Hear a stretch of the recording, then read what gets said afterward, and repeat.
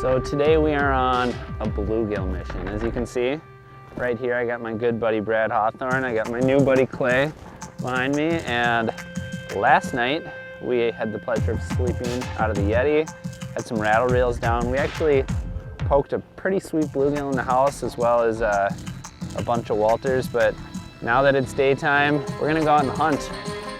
Well, I think we kind of drilled around here and figured out that we need to move and drill more, find more fish.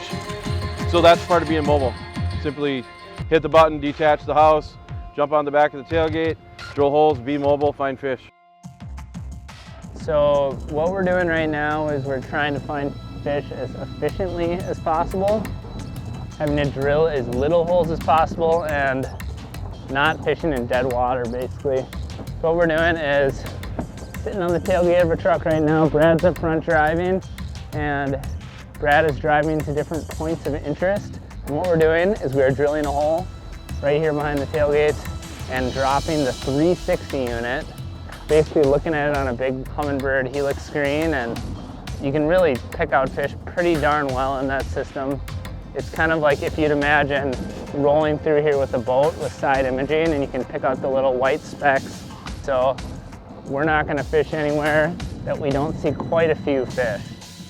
What I've learned through using Mega 360 on ice is basically, it doesn't lie. You know, when you go to an area and my eyes are open in a 160-foot circle, so I can see 80 feet that way, I can see 80 feet that way. I can even pump that up, you know, farther out if I want. But I sit and let it rotate for 3 to 5 minutes, look for the hot white dots, little kernels of rice, whatever the species you're looking for, and then drill your holes accordingly.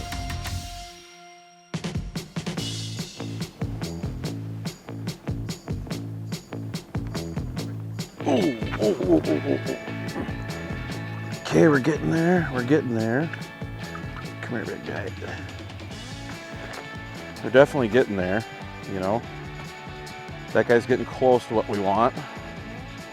But again, he's not the big bull male we're looking for, but he's getting close, giving me hope.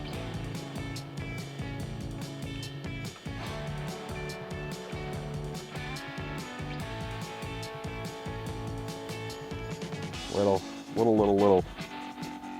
Now I'm on the gill train. You're on the gill train now? I'm on the gill train. Nice, Nick. Very solid gill. Not a monster. We're hoping for like about 2 more inches on top of that. That's the goal. It's so crazy when you're chasing bluegills how like tiny small moves can make a huge difference. Oh, like, for sure. Like they're not in this hole, but they're in that hole.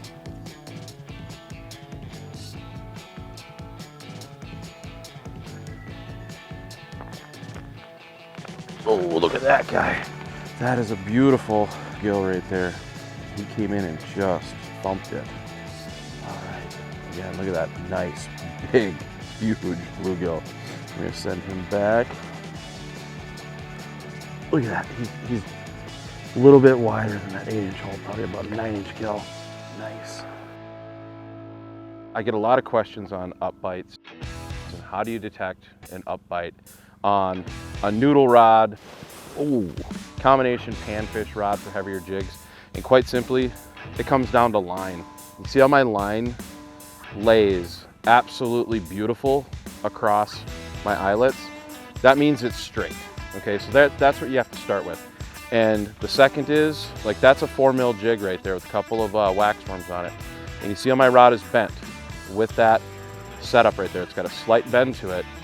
Now watch this, when I just cup that jig, that's what you're looking at. So when you're jigging and that rod is bent like that, take a picture of that in your brain. So when you're jigging and you look away or you do whatever, a buddy says hi or whatever, when you look back at that rod, if it has that same curvature to it, you know you don't have a bite. If you look back and it's up a little bit, set the hook. So typically my up bite scenario is I'm using no less than a 3 mil jig, usually 4 and 5 mil jig, and I'll be able to see those up bites quite easily, especially with 2-pound test, just like that. It's that easy. And sometimes they don't come up that far. Sometimes it's just your rod tip goes level. So pay attention to your rod tip, take a picture of that rod tip, what it looks like with that lure on there, and remember it, and you'll catch a lot more panfish. We just dove into up bites.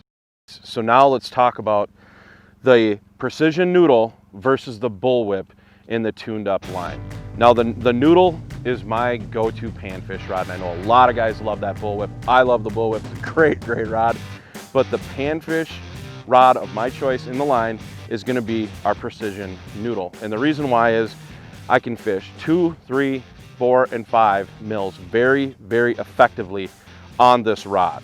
Now with that being said, when we get into those heavier 5, 6, 7 mil jigs, 30-second spoons, when we get into that bigger, heavier tungsten stuff, that bullwhip is absolutely dynamite. Like, you don't want to take a bullwhip out, throw a 3 mil on it, and think you're going to detect a ton of bites, because you're not, because it's just a little stiffer of an action of a rod.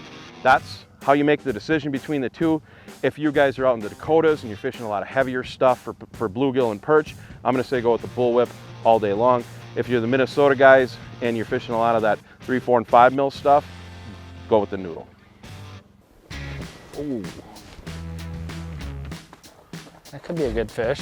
Yeah, I think, yeah, that is gonna be a big fish. That is a nice gill. Oh, look at that. And that's why you make trips like these, is for donkey bluegills like that. Just beautiful when you see them. From the way you get the purples in there, the greens, just awesome. You know what the best part about these gills is? Say thanks for letting me catch a 1 pound bluegill, and then you put them back just like that. Because if you don't let the big ones go, all you're gonna get is small ones the next time they come out.